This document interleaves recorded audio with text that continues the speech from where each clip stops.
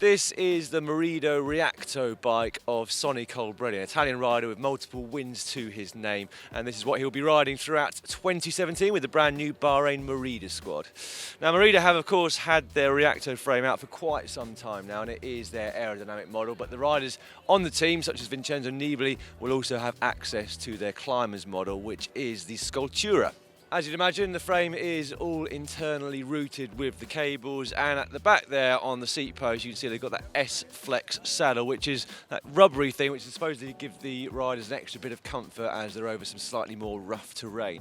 At the top there he's got a Prologo Scratch 2 saddle there with the carbon rails, and the group set is provided by Shimano almost throughout. However, like many teams in the early season of 2017, they are struggling slightly to get the brand new 9100 group set. Although they do have the front caliper here, and also they've got a Dura-Ace caliper underneath for aerodynamics, but the rest of it is all the 9000 group set, including the front and rear derailleurs, the Cassette, which is an 11 up through to 28, and also the shifters and brake levers here at the front.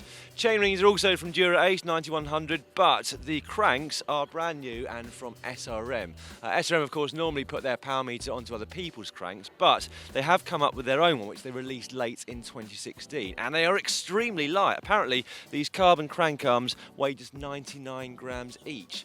Now, they have claimed that they've made these themselves, but Kaylee Fretz, our friend at Vela News, has speculated they look more like a collaboration with THM.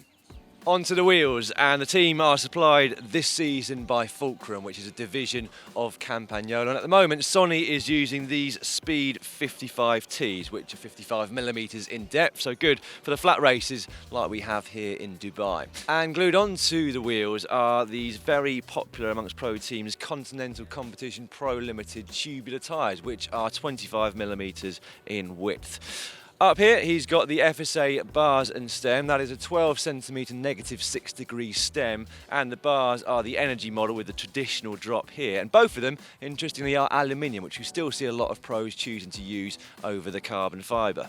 Pedals are also from Dura-Ace. Not sure if they've come from the team last year or whether he's had a crash here in Dubai, but rather scuffed there on the outside. The bottle cages, I say, come from Elite, and that is the Custom Race Plus model. And I think that's pretty much all the components apart from the bar tape here, which is also provided by Prologo.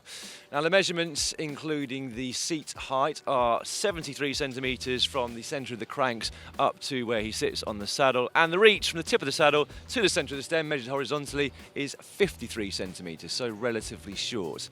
Time then for the weight. 7.35 kilograms, so a little over 500 grams over the UCI's minimum weight limit.